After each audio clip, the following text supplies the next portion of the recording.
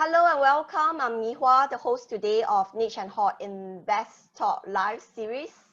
The 11-part Niche and Hot InvestTech live series gathers market incumbent, C-suite executives, and 2-tech founders to compare traditional brick-and-mortar platform with tech platforms for opportunities in investments.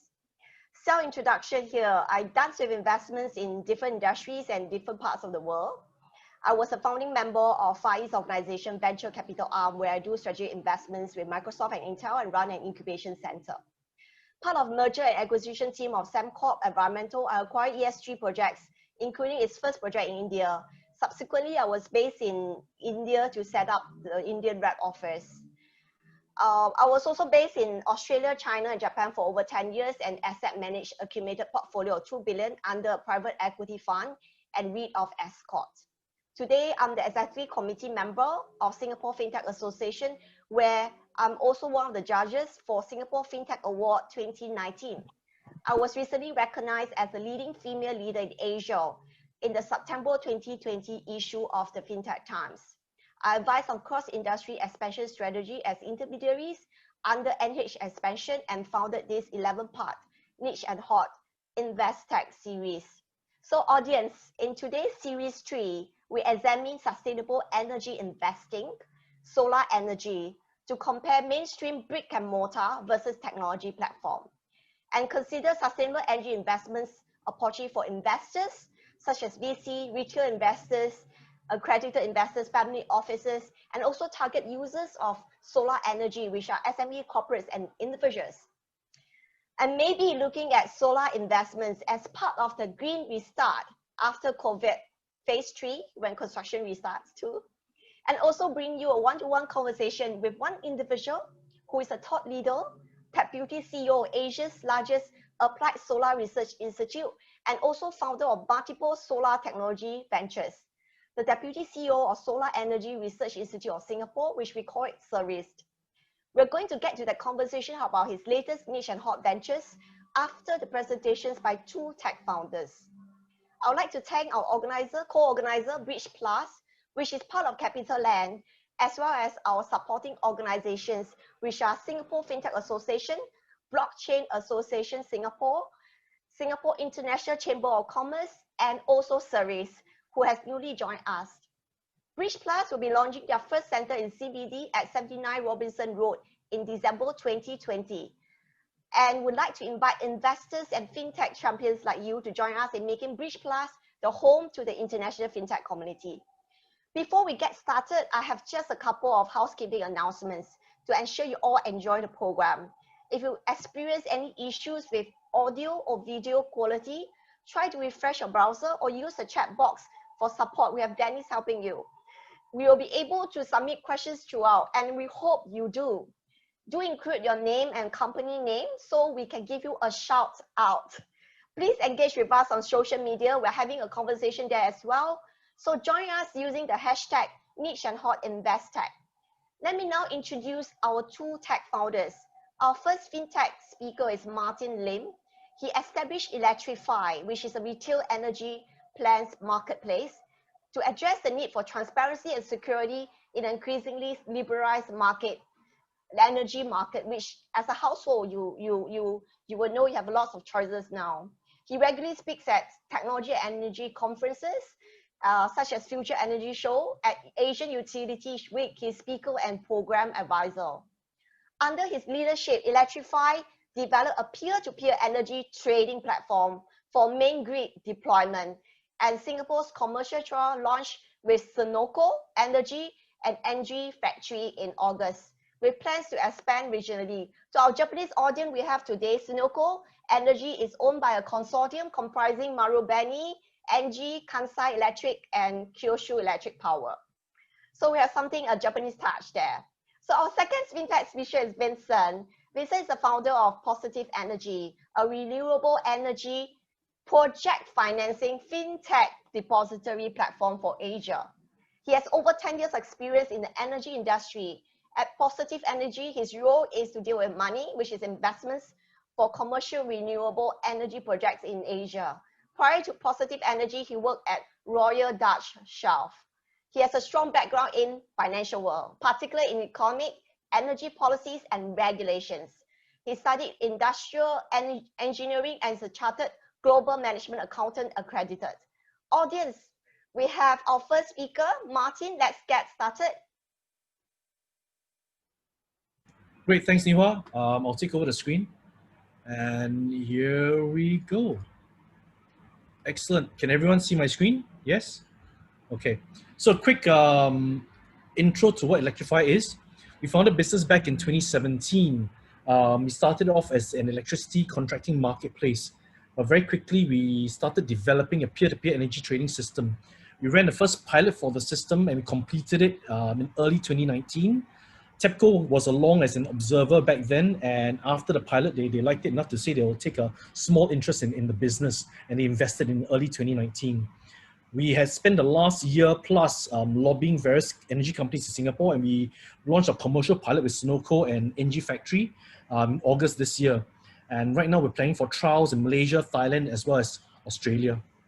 So what is this platform that we built? Effectively, we built a grid-wide peer-to-peer energy trading platform with real-time monitoring of the data. Currently, right now, our capacity is we can handle up to 2,000 residential participants. Moving to a new architecture that by 2021 can handle 2 million participants across the citywide grid, trading power simultaneously. So part of our IP, we developed a demand and supply matching engine, which matches all our consumption against all the production within the network itself. And of course, we'll have some secret sauce that we've developed, a matching algorithm that optimizes the amount of the energy. Right now on the platform, we're hitting 100% efficiency. That means any energy entering into the platform gets matched and transacted and settled. We leave effectively, as the investors say, we leave nothing on the table. And that basically is what we've done. We've gone to market and we're hoping to take it regional. And great, thank you, Nihua. That's my part. Thanks. May we invite Vincent, co-founder of Positive Energy. Absolutely. Let me share my screen. Can you see my screen? Yes. Okay, good to hear. Well, thank you, Nihua. My name is Vincent Bakker from Positive Energy. Renewable energy is already a huge market. In 2019, about $150 billion was invested in renewable energy across Asia, and this is expected to double by 2025. But there's a problem. The funding process of especially small to medium-sized projects is not working, and you can imagine because renewable energy is highly scalable. A solar farm can be any size. But who's financing the smaller projects? Project developers, they cannot fund their projects in time. And there's a lot of investors that are interested in smaller projects, but they can't deploy their capital. That's why Positive Energy runs a digital platform. We reduce the cost and complexity of the fundraising and investing in renewable energy projects. We offer matchmaking services because the projects that we put on our platform get a global reach to investors, and investors get access to vetted deal flow. We digitize the entire investment process, which you can imagine is still the world of old-fashioned M&A bankers in suits. We standardize project information, have a virtual data room, and we allow a portfolio of projects. And finally, we have a lot of productivity tools. We automate the investment process, and for people that look into projects, we can do completely automated ESG reporting and certification. Now we're a team of 5. We have Nicola, who comes from the energy industry. He works in Schneider Electric and did energy projects and digital services. I did a lot of investment work in Shell. And we have Jin, who does legal. We have our VP of India, Rishi, and we have our VP Vietnam, Huang. Now we are a for-profit venture, but we want to create positive social impact. The most obvious one is that due to our platform, we can accelerate the deployment of renewable energy, because we can reduce CO2 emissions and enable access to electricity. But there's some other advantages. We want to play our part in the development of green finance, because with our platform, smaller local investors can now also participate in renewable energy projects, and we reduce the entry barriers. And finally, we help local businesses, because if we can offer access to financing, then local companies and national champions can finally compete with large corporations. Thank you. Thank you, Vincent. Our market incumbent VIP speaker is Dr. Thomas Render. Dr. Thomas Render is the Deputy CEO of Ceres, which is the largest applied solar energy research institute in Asia with more than 160 staff. He's the founder of PV System Doctor, a solar capability solutions and diagnostics technology company. Dr. Render started with photovoltaics in 1992 at Siemens Corporate R&D Laboratory. After holding several management positions at Siemens and running one of the leading German PV integration companies as COO and their spin-off company, Proactive New Energy, as MD, he joined Ceres in 2010. During his time at Ceres, he won public research grants in excess of 20 million. That's not all. He founded 2 spin-off companies and authored strategic scientific papers such as Update of PV Roadmap for Singapore. Dr. Render holds a master's in chemistry, a PhD in natural sciences, and an MBA from INSEAD, all awarded with highest honors. His research interests are not surprisingly high performance PV systems, techno-economic road mapping, and reliable integration of renewable energies into energy supply chains. Dr. Render, it's so nice to have you here with us. I'm going to ask you to do a short and sweet introduction now, but we don't know how you're going to do that as you wear many hats. Dr. Render, please. Yeah, thank you very much, and thanks for having me. I think after all the CV, I think my time is over anyway, I guess.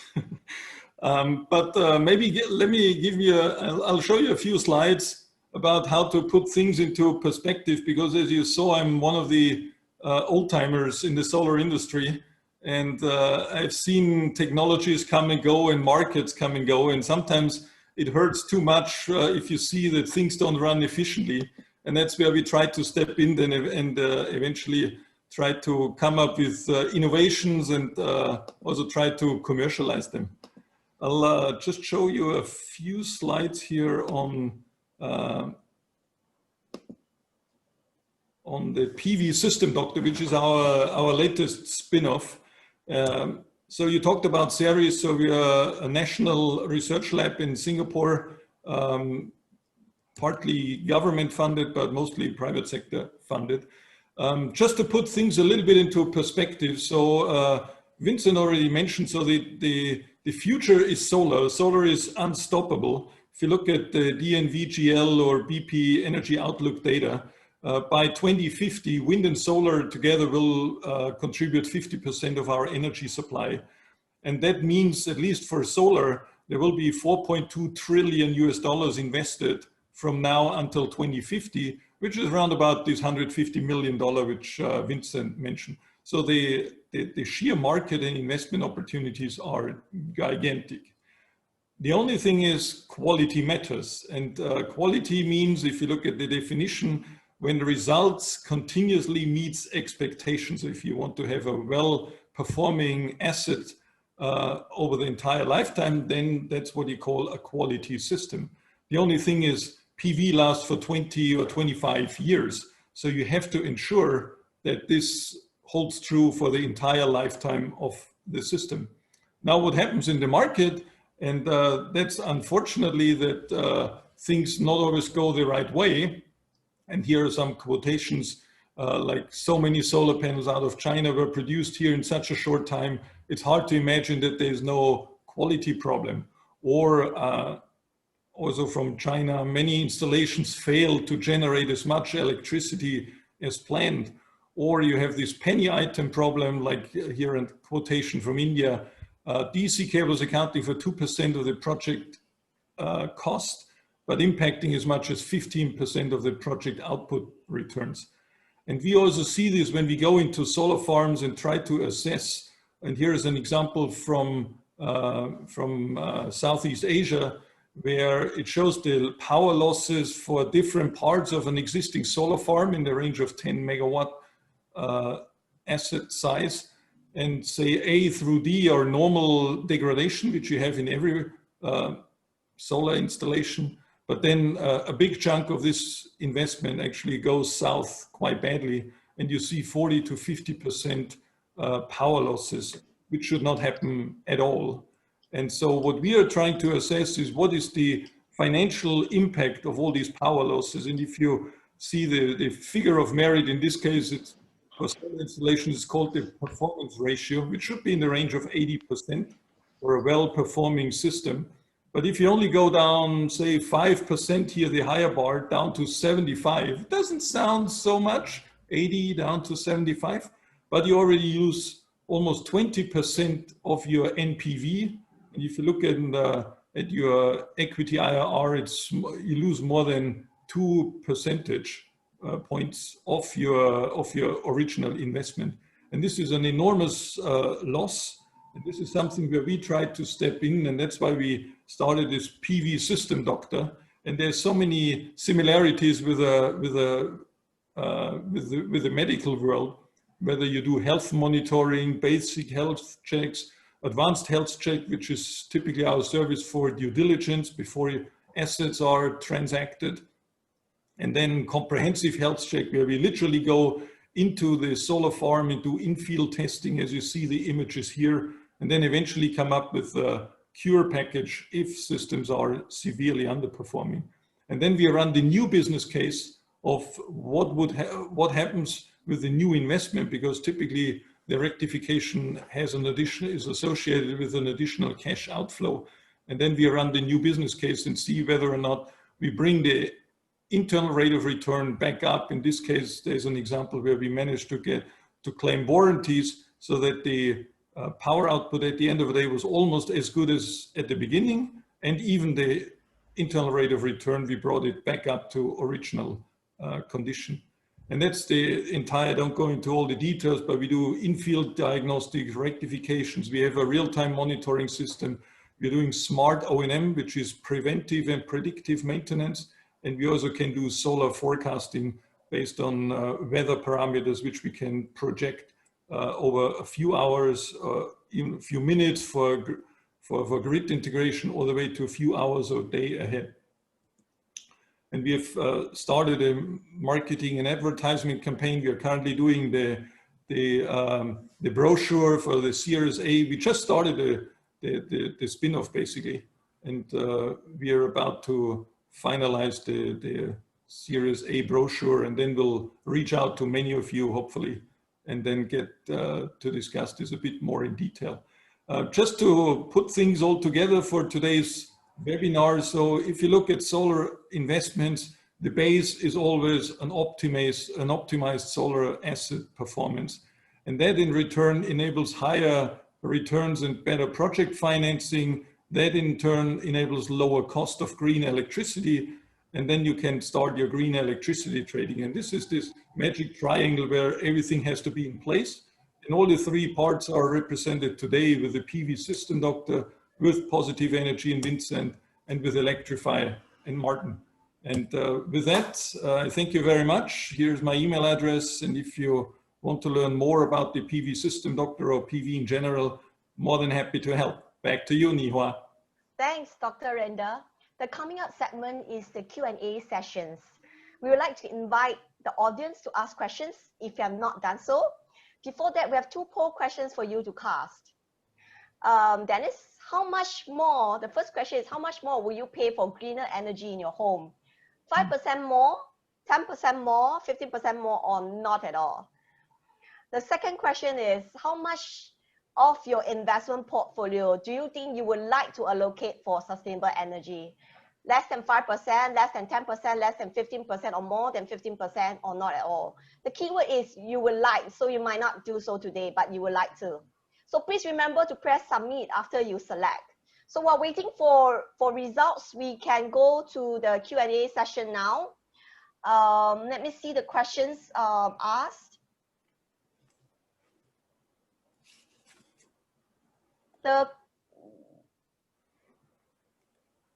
I think I don't receive any questions asked from live. So we are not done. So can you please send it to me?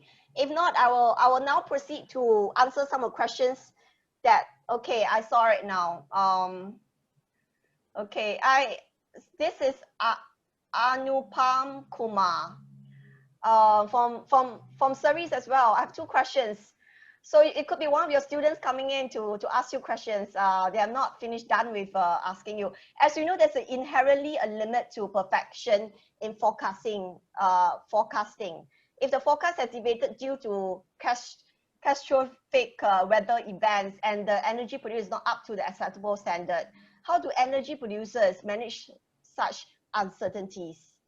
And is there scope for startups that aims to develop models and analytics to quantify the risk for solar power modeling in Asia for reducing such risk of energy price budgets? Dr. Rinder, I think you might want to attend to this question. Yeah, I mean, the catastrophic weather events, that's obviously extremely difficult to project and forecast. And there is the risk is that in an energy market that you have spikes because of drop in solar or too much solar being available suddenly. And that depends then on the power market, how it's organized. For the case of Singapore at the moment, the power market is organized in 30-minute increments and the dispatch is in 30 minutes. And when we did the PV roadmap, we also looked into what is the variability from solar, because if the worst case is that you forecast for the next 30 minutes and your energy forecast for solar is basically, it can be perfect for the entire duration, but it can happen that the entire solar which you projected will already come in the first 10 minutes and nothing anymore in the second 20 minutes. And then you have extreme spikes and hiccups in the energy market, and that needs to be prevented. And one of the ways of preventing that is potentially to do a closing in shorter time frames. And if you look at Australia, for example, Australia is already debating and discussing a 5-minute closing of the energy market. So you slice the half hour in more digestible pieces where the forecasting has less, even if it's not perfect, it has less negative impacts. And that avoids spikes in cost, because these costs will eventually be borne by the consumer, and that needs to be avoided. Okay, thanks, Dr. Rinder. Let's jump into the next question. Dr. Rinder has really given a extensive answer to the previous. So for one of this is asking for enterprise sustainability commitment. What are the roadblocks to accelerate PV deployment in the region? Can I have Vincent? Yeah, so I think the deployment of solar and renewables in general in Asia is really taking off. We see some promising results. I think it's driven by two factors. One of them is the fact that renewables are simply cheaper than ever. So the economic case is going up. And the second reason is that there's an increase in awareness of the damage that we do in the environment, and the reason why we should go for renewable energy. China is a case in point, which 10 years ago, you'd be lucky if you can see the guy on the other side of the street in Beijing, and has just made a pledge to be completely carbon neutral by 2060. So both will amplify each other and will hopefully lead to a sustainable future. At the same time, power markets here are not as liberalized as in Europe or Australia. And even Singapore, though you could say it's a free power market, it's not as free due to some of the limitations that Dr. Thomas indicated, not as free as some other places. And that's holding the deployment back, unfortunately. Martin, what do you think?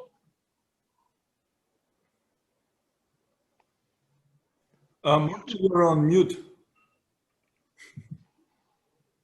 My bad. I think the way the question has been framed, what are the hurdles or the challenges for enterprise? I think if you're talking about grid-wide or city-wide deployments, then I think the biggest challenge is going to be policy, the biggest hindrance or biggest activator, so to speak. But with enterprise, I think it's going to be will of the business itself. As Vincent rightly pointed out, the costs are coming down.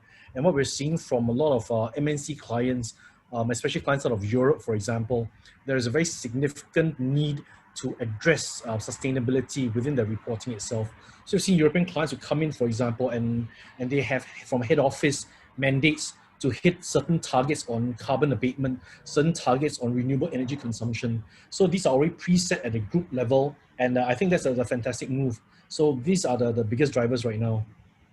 Yeah, maybe if I can add to that for the case of Singapore, for example, because we just did this update of the PV roadmap, and there we also looked into some of the hurdles and barriers which we observed, and there's some of them are actually very pragmatic. For example, administrative hurdles. You have you rent a building and then you want to invest in a solar system which lasts for 20 or 25 years, but maybe the remaining lease on your building is only 12 years or so. And then what do you do after 12 years? Can you sell it to the subsequent tenant or owner, or is it movable enough that you can basically piggyback and take it with you wherever you move? So that's one of the things. Another one is financing, of course, and greatly appreciate Positive's energy inroad into that area, because banks normally, for traditional project financing, they only get started if it's like 20, 30, ideally 50 million. Anything smaller than that is very difficult to get project financing. You always get financing if you do collaterals the same amount, but in that case, you don't need much, you don't need a bank in that sense.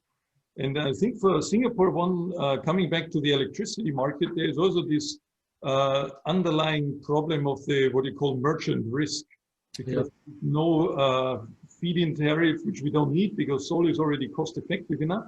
But if the value of your future electricity from solar goes up and down relative to the oil and gas prices, which determine the electricity price in Singapore.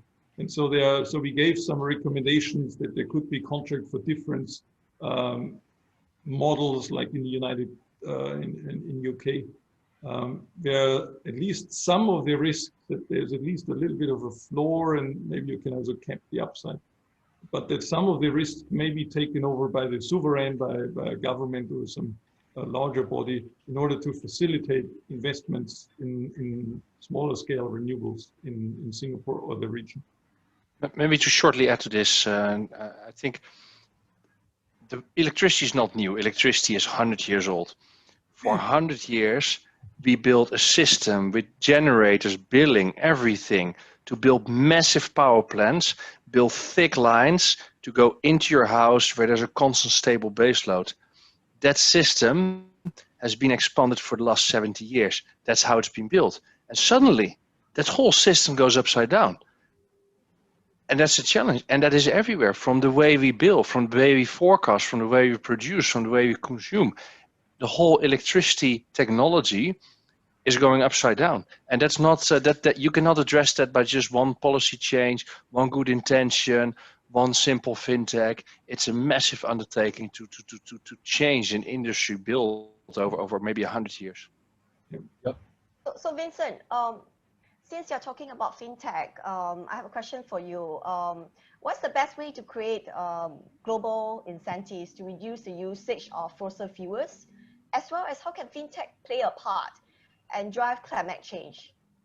Yeah, so maybe answer the first question. I've been in Singapore 6 years now, and I know how people react here through their wallet. And I believe to get rid of fossil fuels, ultimately, the same thing would apply. Making things pricier. I'm a big believer in what's maybe a bit of an abstract topic, but what we call carbon tax. That means that the moment what you do, you emit carbon, you pay. I burn gas on my stove, I somehow pay CO2 tax. A refinery consumes oil, they pay CO2 tax. I import something that has been made with coal power, I pay a CO2 tax. I think it's a very, very effective mechanism, because I don't need to put tariffs on every single project group. I don't need some sort of complex tax system. I only need to know how much carbon somebody consumed. And the beauty is, I also don't need to choose what is the best way to prevent fossil fuels. What is the worst fossil fuel? What is the best way to solve it? I just price on carbon. If one technology turns out to avoid carbon more than the others, that technology will be more profitable. And yeah, your second question, FinTech, I think that comes back to my comments just now. And on top of that, the system that I just prescribed, when we go to distributed generating, where every single household is a producer and a consumer of electricity within the same minute, and we go cross-border accounting for, hey, did you eat an avocado? How much CO2 did that one emit? I cannot do that with pieces of paper. I cannot do that with traditional technology. I need technology startups that come with novel and efficient ideas to account, come with the trust to account for it, and with the capacity to do that for billions of consumers all over the world in a trusted way. And that's a big role for FinTech. What about Martin? What do you think? What's the best way to create incentives to reduce the usage of fossil fuels, and what FinTech can play a part? Yeah, our approach is a little bit different. Vincent's absolutely right, but that's a very, very granular approach. I think what we're trying to do is to actually create a different economic lever to incentivize people to change instead. Rather than say, look, you have to pay a carbon tax and so on and so forth, what we're doing is to try to increase the proliferation of solar within the power grid itself. So right now, for solar projects, for example, any large-scale, significant size project is almost always put in as a tender by a government. So effectively, government puts in a power purchase agreement, offer to buy the energy. The government becomes the counterparty. They bear the burden of cost or risk, so to speak, within such an arrangement. What we think it's possible that if there was an economic system, like a peer-to-peer energy trading platform that allows people to transact energy and get better return than from, say, just low wholesale prices that are very volatile, actually receive a stable price through, as Thomas said earlier on, through a CFD mechanism, which our platform does, that will incentivize people to build more. Because if you can receive a better return from your solar asset, you'll be incentivized to say, look, I'll size up a bigger system. Because right now, if you're building a system on your rooftop, for example, right, let's say you're a commercial entity, you've got a warehouse, you'll size your system to offset your local consumption, because it doesn't make sense financially to export the extra energy. It doesn't help you recover costs significantly enough, and so on and so forth. By having an economic system of ours. Martin, it's a very Sure. interesting topic, and I can see you have a lot of passion. So do audience called Stephanie Chong. He has a question is related to this. I shall not let her wait, because I'm also interested to know. Okay. Her question is there a possibility for public normal people, and she's referring to herself obviously, or me, I'm very normal, to invest in solar power plant or company through crowdfunding, like could be crowdfunding, but I add on, it could be REIT, because I have a REIT background. Like each investing in small portion of the shares of the earth, she's very, very aggressive, ambitious, the shares of the plant or planet, she might mean planet, and the revenue generated from power plant can be distributed to public via dividends. She must be an active stock investor.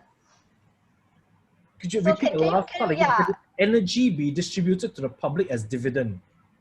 Yes, it's something like REITs or crowdfunding for FinTech, where they invest in a power plant and the dividends is being distributed. How do people, everyday people, retail investors participate, since they want to marry two things.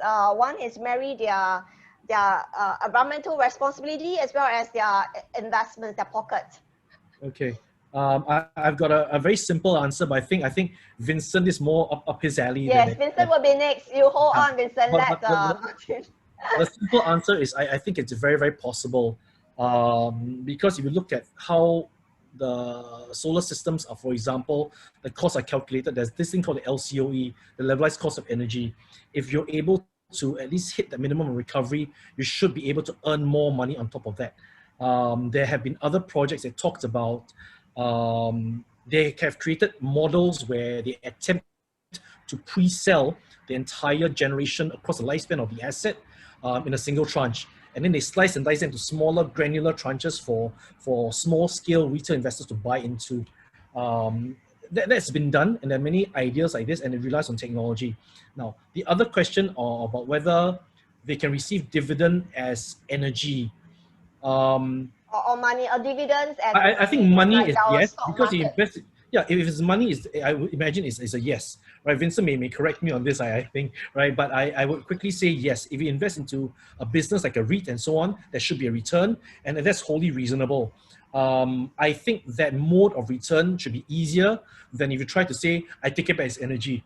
The idea being that if I invest into a solar plant, can I receive so many kilowatt hours of energy per month from the solar plant? it potentially could be done, but I think it's going to be a lot more complicated than if I just paid you a dividend, then you spend your dividend on energy itself, buying it from the utility or the grid.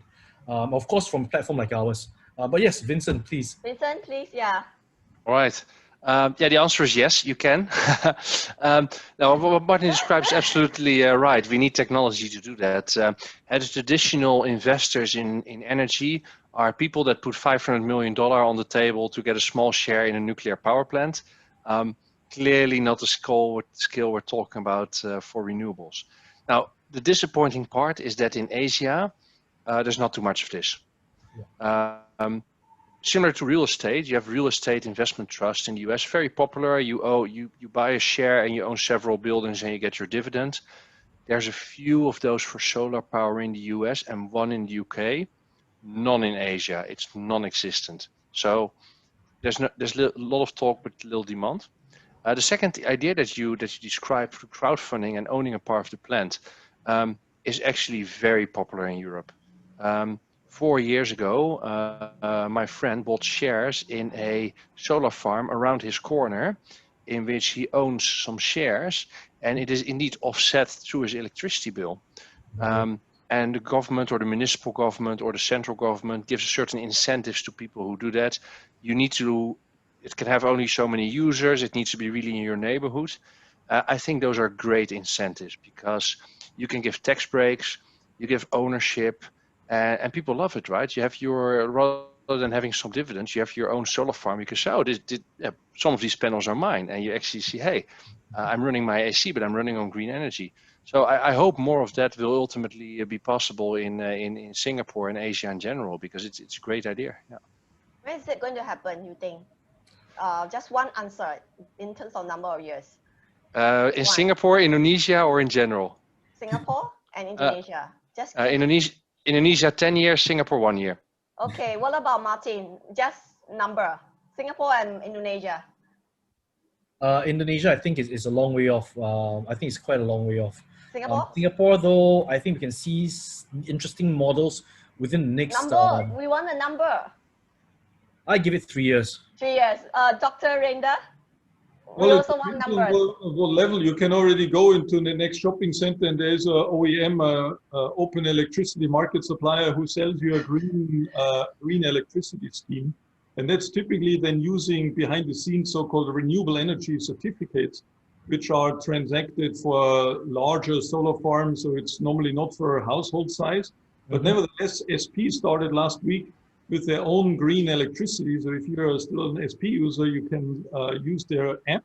And on their app, they have 2 solar farms, one in Jurong Island, one in Vietnam, where they say you can offset your electricity bill right now. You can do this literally on your app, and you can say how much and what percentage of your electricity you want to be green. So it's already happening as we, then these renewable energy certificates, they provide the platform basically to have an auditable and fair and transparent way of transacting renewable energy certificates.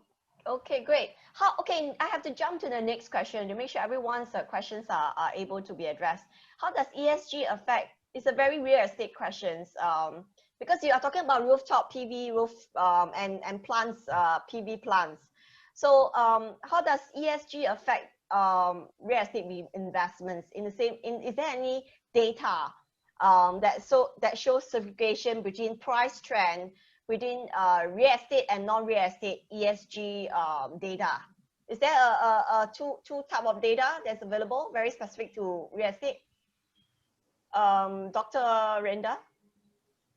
Yeah, it would be desirable. So in more mature countries, say in Europe, people they know how to price energy efficiency and renewable energies on a building.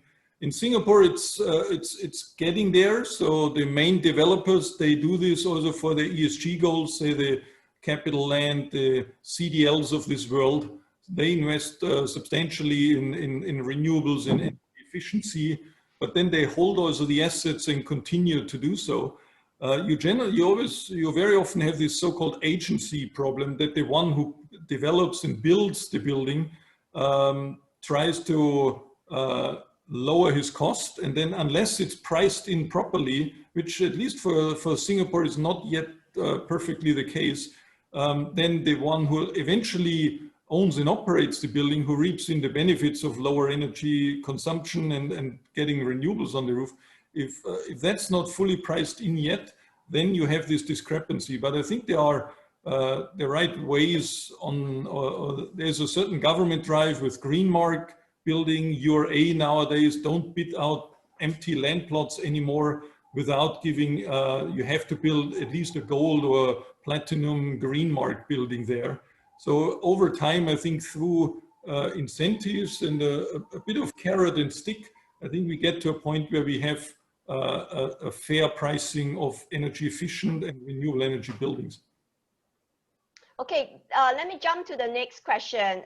With COVID and political instability, you know, Donald Trump, China, India, Japan, some political tensions. What does this mean for future of renewable energy?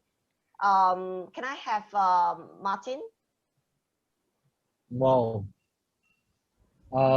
I think what's interesting with the whole COVID situation really is that with more people being home so much, what we've found when we look on social media and look at the news and the articles are being written, there's a lot more awareness about sustainability. People are suddenly much more concerned about how much damage they're doing. And I mean, they're seeing a lot of activities happening. Look at the fires in the US, for example, blamed on climate change and so on. So I think people are far more aware. But I think what I'm more concerned about really isn't this level of awareness. I'm concerned whether the level of awareness will go away when we start standing down from this degree of intensity of lockdowns and work from home situations, when a vaccine gets around and everyone's going back to normal. Will they forget that there were these concerns that bothered them a few months ago? Will they go back to the same degrees, the same levels of consumption? And that's something I'm concerned about. In the last few months, when we launched our platform, for example, we had calls or inquiries and people writing us email asking about the platform, how this helps them and so on and so forth. But I'll be honest with you, I think this may be just temporary, and I'm concerned. I'm personally concerned. I do wish though that all of this stuff will lead to some more permanent change and more permanent decision making, because that's what we really need to address all this. Vincent, what about you? What do you think? Yeah, I agree. A lot more attention, partly because of the wildfires, but also the whole COVID thing makes us realize that we are kind of dependent on nature. That we're not. That is not nature and humanity kind of separate. So much more attention. Yeah, will it distract? That's the question, right? Are we going to be too busy with COVID recovery and Trump shouting across the Atlantic to whoever he wants to shout to? Are we going to be too distracted to do something about it? I don't know, but I think also the economic reality is sinking in, and in a very much politically fragmented world, if anything, you want more renewables. Vietnam has deployed about $4 billion worth of renewable energy, of solar, in early 2019. Now, why didn't they just build coal power plants? It's so cheap, there's coal next door. Well, maybe you don't want to be dependent on China for your coal. Yeah. So self-reliance, self-generation is actually fitting really, really well in a political turbulent environment. Yeah, that's definitely the case.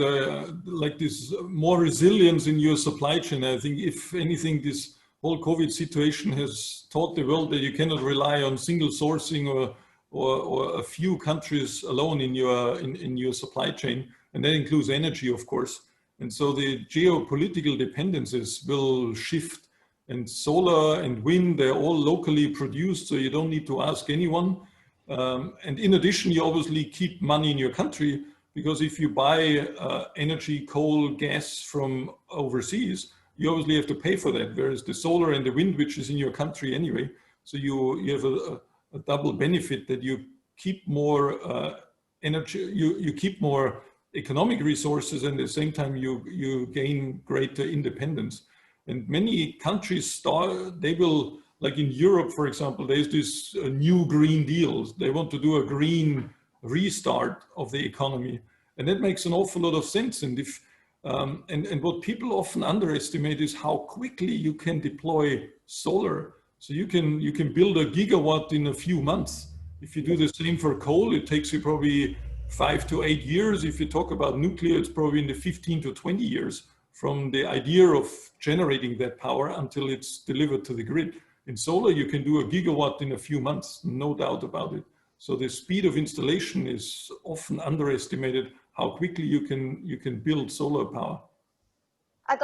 We just have time for 2 final questions. One from me and one possibly from the audience. One is for all the speakers. The team here is about Niche and Hot InvestTech series. So what are the niche and hot investment trends in terms of returns and new niche sectors do you foresee? Can we have Martin? Short one, like a 3-sentence one. Yeah. Could you repeat that, please, Niwa? What are the niche and hot investment trends in terms of returns and new niche sectors do you foresee for solar energy? One thing that we were hoping to be executed in a place like Singapore is the idea of aggregated micro solar. So in the Singapore context, for example, one thing that we're pushing to some financing parties is that we don't have opportunities for large scale solar systems over here, but we do have a huge amount of rooftop. This is something we've been speaking about quite a lot. We've got about 1,000 residential rooftops available for solar PV systems. Can these be aggregated into a larger VPP model, for example? The C&I rooftop, the commercial industrial rooftop space has not been sized as far as we know. We've spoken about this with EMA, we've spoken about this with SE, and we think that there is massive opportunity in that. So we don't always have to look overseas, far away to find big opportunities for solar. I think we still have a lot to go in Singapore. Dr. Render, what do you think? Yeah, this is definitely aggregation is one of the keywords because it brings together the supply and demand, and at the same time it increases then the total amount for project financing, which is then Vincent's job.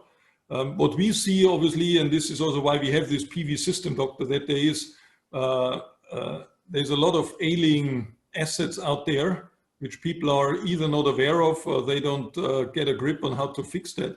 And in addition to helping asset owners, there's a huge opportunity, and that's why we have this new spin-off to say, can we buy existing assets, I always say pimp my solar farm, upgrade them and then sell them for a profit. And I think there's a huge opportunity out there for pimp my solar farm business. Okay, Vincent?